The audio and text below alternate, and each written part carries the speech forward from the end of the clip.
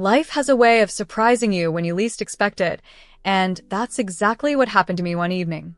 My friend Violet had been urging me for weeks to join her at a gathering to meet her eclectic group of friends. Normally, I preferred spending my evenings buried in market reports and financial analyses. But Violet was persistent. "Elora, you need to get out more."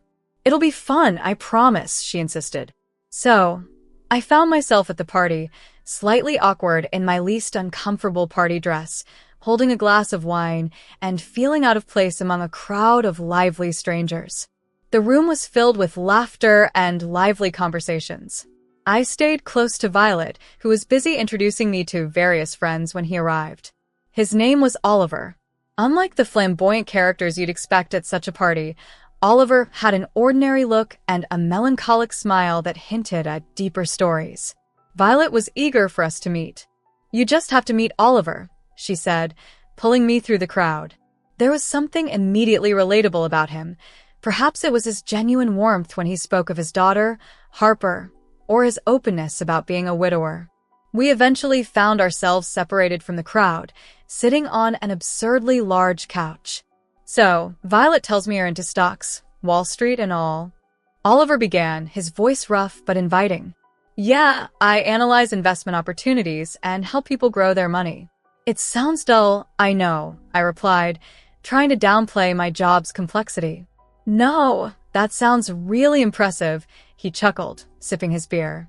Our conversation flowed effortlessly, covering everything from films to the perils of dating. Laughing more than I had in months, I found Oliver's company unexpectedly comforting. Admitting my reluctance about attending the party, I found Oliver equally hesitant about social events. "I only came because Violet promised Harper could hang out for a while, meet some normal adults," he joked, rolling his eyes. As he talked about Harper, his eyes lit up. "She's something, smart, kind, and a bit too cheeky for her good," he shared with a proud grin. His love for her was evident and touching. As the party wound down, I realized I didn't want our conversation to end. Oliver was like a refreshing change from my usual routine. On a whim, I suggested, maybe we could grab a coffee sometime? Talk more about market trends, or just anything else. To my delight, he smiled warmly. "I'd like that," he replied. It had been a while since he had something to look forward to. Soon after, I met his daughter Harper, and she was indeed as delightful as Oliver had described. That evening, what started as a reluctant attendance at a party turned into the beginning of a beautiful new chapter in my life. Our friendship blossomed quickly, much to her father's delight, and that simple connection deepened into love. After Oliver and I decided to get married, we both agreed on a simple ceremony.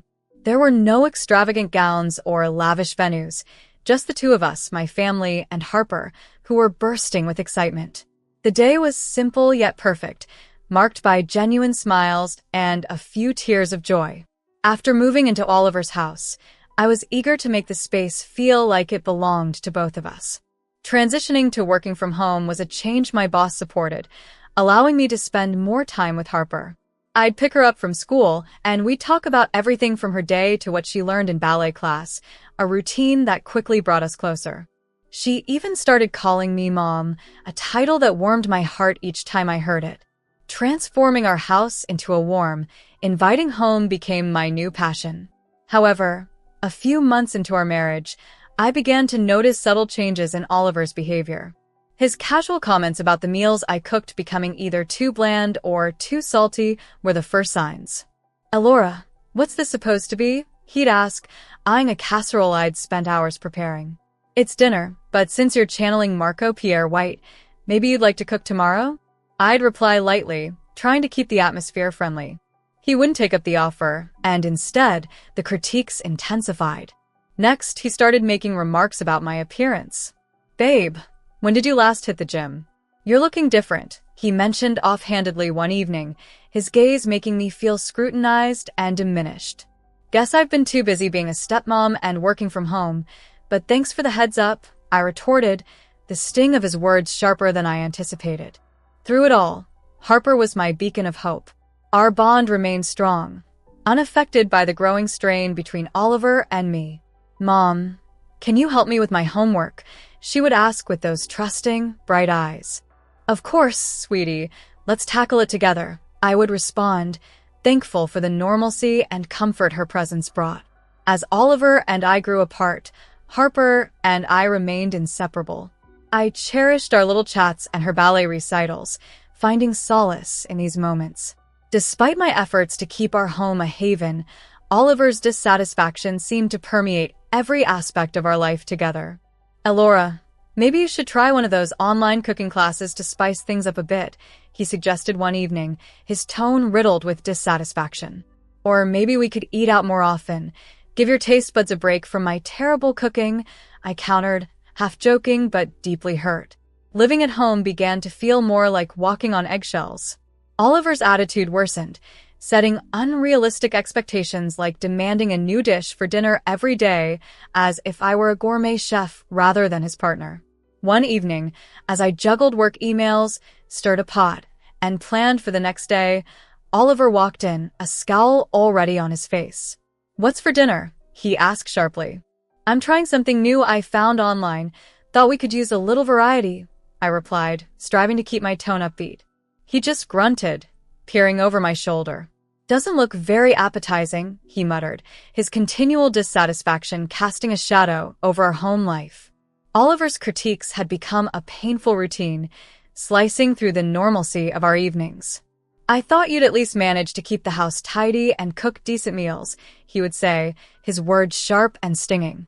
"Oliver, you know I'm working too, right? It's not like I'm just sitting at home. I also pick up Harper, help her with homework, and visit my parents," I tried to explain, hoping for some understanding. But he was relentless. "Yeah, always the same excuses. You're at home, aren't you?" It shouldn't be too hard to keep things tidy and cook properly." I bit my tongue, fighting back tears. This dance of disappointment and criticism had become a nightly ritual. One evening, as we settled on the couch to watch TV, he pointed to the women on the screen. "Look at them, they're about your age, right? Why do they look so much younger and better?" His words were like daggers. "Oliver, those women likely have all day to focus on looking good. They probably have personal trainers, chefs, and maybe even cosmetic work done," I responded, trying to keep my composure. But he dismissed it. "Excuses, Elora. It's all about priorities. You used to care about how you looked." His words left me feeling deflated and worn out. It wasn't just the cooking or the cleaning anymore. It was a constant comparison, a reminder that in his eyes, I wasn't enough. During these times, Harper, now a teenager, was my solace. She saw through her father's behavior. "Mom, you don't deserve this. Why do you put up with it? You should just leave him," she'd say, her words filled with worry and anger. But I struggled to accept that the Oliver I fell in love with might never return. "He's under a lot of stress, Harper. I believe he still loves us." "He'll change," I'd reply, more to convince myself than her. 50 years of ups and downs, and lately, it felt like a continuous descent into a place I never imagined I'd be. Now at 50, with Harper living her own life, though we remained close, sharing daily conversations and secrets like old times, life threw me another curveball: cancer. The diagnosis hit like a freight train, but I managed to maintain my composure long enough to inform Oliver. His reaction was disheartening. Not anger, not sadness, just disappointment. Not over my health, but because I wouldn't be around to cook his meals or keep the house as he liked. "What am I supposed to do now?" "Look after me," he said, irritation edging his voice instead of concern. I was stunned by his blatant selfishness. I hadn't expected a dramatic outpouring of love and support, but a little empathy would have been comforting. His lack of concern cut deeper than any diagnosis could. As I started treatment, spending more time in the hospital than at home, my parents, despite their health issues, and Harper were my support, their visits brightening the dreary days. Oliver never showed. Not even once. It hurt more than I cared to admit. Despite everything, part of me still hoped he'd show some sign of care. During one of Harper's visits, I couldn't hide my disappointment any longer. "I can't believe he hasn't shown up, not even once," I confessed, trying to keep the bitterness from my voice. "Harper, ever the straight shooter, replied without hesitation, "Mom, you deserve so much better." Her affirmation was a balm to my aching heart, reminding me of the strength I needed to gather, not just for my health, but for my spirit as well. For a long time, I've felt invisible, like he doesn't even notice me. I'm always the one trying to keep everything together, but he's just not there. It's time I start focusing on what's best for myself. I know deep down she's right, but walking away from a 12-year relationship isn't simple, especially when a part of me still clings to a sliver of hope that things might improve, that Oliver might change. However, lying in that hospital bed and coming face to face with my mortality, my perspective began to shift. Perhaps it was finally time to prioritize my own needs instead of constantly catering to Oliver's desires. This realization struck on an ordinary Tuesday, the kind that changes your life forever, when Harper entered my hospital room with a troubled expression. I knew something was wrong the moment I saw her face.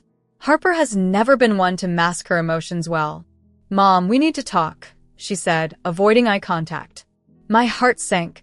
Mom from her was usually soothing, but today it sounded like the prelude to distressing news. "What's wrong, Harpers?" I braced myself for her response. Taking a deep breath, she finally spoke. "It's about Dad. He's seeing someone else, Mom, and it's serious. He introduced her to me last week." Her words struck me like a blow. Although our marriage was far from perfect, the blatant confirmation that he had moved on wounded me deeply. "How long?" My voice was barely a whisper. "A while, I guess." "I'm so sorry, Mom." Harper's voice broke, her usual resilience giving way to concern. Sitting there, processing the sting of betrayal, though not entirely shocked, everything began to make sense. Oliver's late nights, his newfound obsession with appearing younger, the different cologne. It all clicked, yet hearing it from Harper felt like an entirely different betrayal. "Does he think this is okay? Introducing her to you, as if it's normal?" I couldn't mask the anger in my voice. Harper shrugged. "He's convinced himself you're already gone, Mom. Says it's time he moved on for his happiness." "His happiness?" I scoffed, a bitter laugh escaping me. What about all those years I spent trying to make him happy? What a farce. It was then that it dawned on me. Oliver had never truly seen me, not the real me. He saw someone to take care of his needs, to manage his household, but never his partner. And here I was, fighting cancer, while he played house with someone else. For the first time in a long while, I felt a fierce spark ignite within me. Anger, yes, but also determination. I had been living for Oliver, worrying about his every need. It was time I started living for myself. Harper, noticing my resolve, asked, "What are you going to do? You can't let him just get away with this." A cold resolve washed over me. Oliver's disregard for our marriage made one thing clear. It was time to turn the page. "Tell him I agree to the divorce," I stated decisively, surprising even myself with my firmness. It was evident he had moved on, and so would I. As Harper's eyes widened in surprise, I nodded firmly. "Yes, just like that. He thinks he can easily replace me? Well, he can try. But he'll realize the mistake he's made, not immediately, but eventually. He'll understand the value of what he discarded." Harper rose to her feet, her earlier worry morphing into steely determination. "I'll let him know. And Mom, we're going to get past this. Forget about his silly fantasies of a youthful fling. You're priceless." Her spirited resolve strengthened me at that moment. Faced with cancer and a failing marriage, I knew the road ahead was daunting. Yet I wasn't facing it alone. I had Harper. Together, we were an unstoppable force. "Thank you, Harper. Together, we've got this," I said, a smile piercing the surrounding gloom. This was a fresh start, a new chapter where I would take back control of my life and restore my self-respect, with my fiercely loyal stepdaughter by my side. Time seemed to crawl as I lay in my hospital bed, each day stretching endlessly as I confronted an illness I hadn't chosen. Then Oliver appeared, his presence chilling me to the bone. His smirk was haunting, a stark reminder of my new reality. He examined me with a look devoid of any warmth or affection. "Look at you, all frail and pitiful." "I'm not surprised." You've let yourself go. Meanwhile, I've found someone much better, someone younger, prettier, healthier," he taunted, his words seething with scorn. I felt the sting of his words, but I refused to let him see my pain. He flung the divorce papers on my bed, his eyes daring me to react. Drawing a deep, composed breath, I took up the pen. Signing each page was a declaration of my independence, not an admission of defeat. "You're as weak-willed as ever." "Pathetic," he scoffed, his pleasure twisted and evident. I held his gaze, my voice unwavering. "If that's what you need to believe to sleep at night, Oliver." He looked puzzled for a moment, but quickly regained his usual arrogance. He left the room, his departure leaving a sour trail behind him. Once he was gone, I grabbed my phone, driven by a newfound resolve. I called Harper, my voice more assertive than I felt. Harper, it's done. "But there's something I need you to do." I paused, ensuring she was attentive. "Tell your dad about the $5 million I'm leaving to you. Make sure he knows." After a moment of silence, I could sense Harper processing the information. "Mom, are you sure? This will set him off." A small smile curled my lips. "That's exactly the point, dear." Predictably, Oliver's reaction was swift and dramatic. My phone buzzed relentlessly with his calls, each ignored call bolstering my spirit. As the missed calls piled up, 65, I felt increasingly empowered. Laughing, a sound both strange and satisfying, I realized how powerful I felt at what should have been my lowest point. I had initiated the first step towards escaping Oliver's manipulative grip. The next morning, as dawn crept through the blinds, Oliver burst into my room, desperation written all over him. His sudden display of affection was as transparent as it was desperate. "Elora, I've been a fool. I see that now. I love you, and I'm willing to leave her to start anew with you. We can reset everything," he implored, his hands reaching out, hoping to draw me back into our past. I laughed heartily, a sound that visibly shook him. "Oliver, you've shown your true colors through years of neglect and cruelty, and now this betrayal. Do you think sweet nothings can mend all that?" And he thought it would all be forgiven? Oliver's face paled, shocked by my reaction. "Elora, please, I mean it. I've realized I made a mistake." I shook my head, still unable to believe his audacity. "A mistake, Oliver? You consciously chose to betray our marriage and humiliated me when I was at my weakest." "No, it's far too late for regrets." His desperation quickly turned to anger. His voice was harsh. "You'll regret this. I'll sue you for every penny of that hidden money of yours." The threat was almost comical. "Go ahead and try, Oliver. That money? It's in my father's name. He made those investments. They're all legally documented and binding. You won't get a dime." The realization that he was powerless hit him hard. His anger melted into sobs of frustration, a pitiful sight that prompted the guards to rush in. As they escorted him out, I moved to the window, watching him. There he was, the man I had spent so many years with, now looking so defeated and alone. Yet I felt no pity for him. He was reaping what he had sown. Whispering to myself, "Justice prevails," a smile touched my lips. In that hospital room, I made a promise to myself. No longer would I be defined by the shortcomings of my marriage or the cruelty of a man who couldn't value the love and loyalty I offered. It was time to rebuild, to focus on my health, my happiness, and the future I deserved. The battle with cancer was akin to riding the world's most terrifying roller coaster, one where the track ahead was invisible. Months of treatment stretched out, filled with good days where hope shone brightly and bad days where it faded almost entirely. Remission would lift me, only for an exacerbation to drag me back into the fray. But I kept fighting, every single day, with every ounce of strength I had, both for myself and for Harper. Finally, the doctors delivered the news I had longed to hear. I was healthy. The cancer was gone. Walking out of that hospital felt surreal, like stepping into a new life that was waiting to be written. The fresh start wasn't just symbolic, it was real and tangible, and it was mine for the taking. Recovery wasn't just about the physical aspect, it was mental and emotional, a total overhaul of life as I knew it. The day I was discharged marked not just the end of my treatment, but the beginning of something new, something truly mine. Harper picked me up, her car loaded with my few belongings, ready to start fresh. "Mom," she asked, her smile bright and encouraging. I couldn't help but return her smile. "More than ready, kiddo." We drove to my new place, a modest house I had bought with the money I had wisely invested over the years.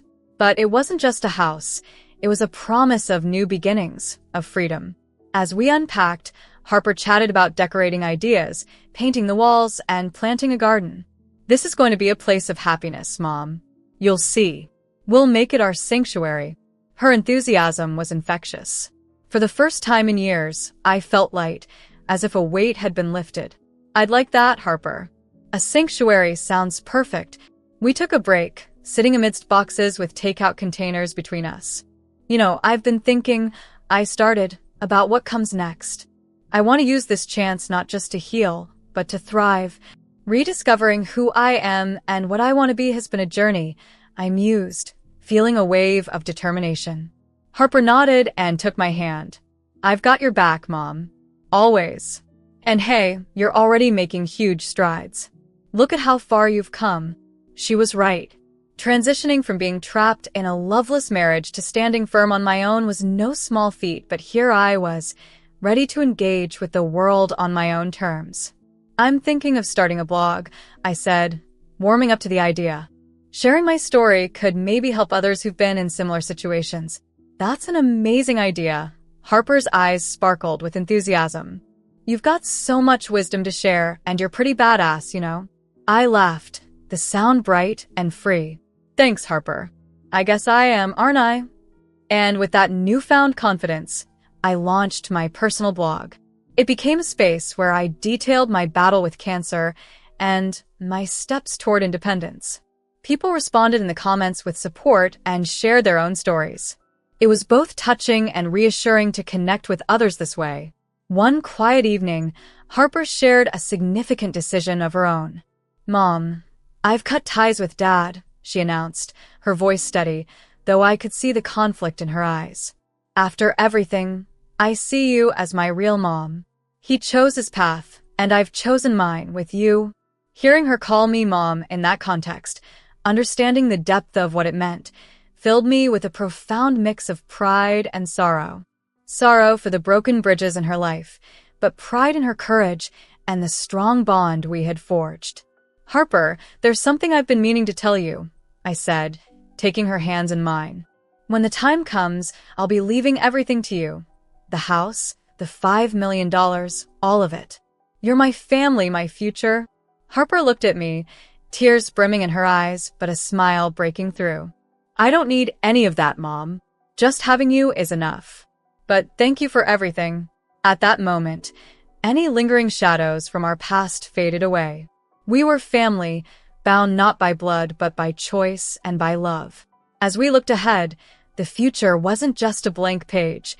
It was a canvas waiting for us to fill it with colors, with life. This wasn't just about survival anymore. It was about thriving, painting a new, vibrant path together.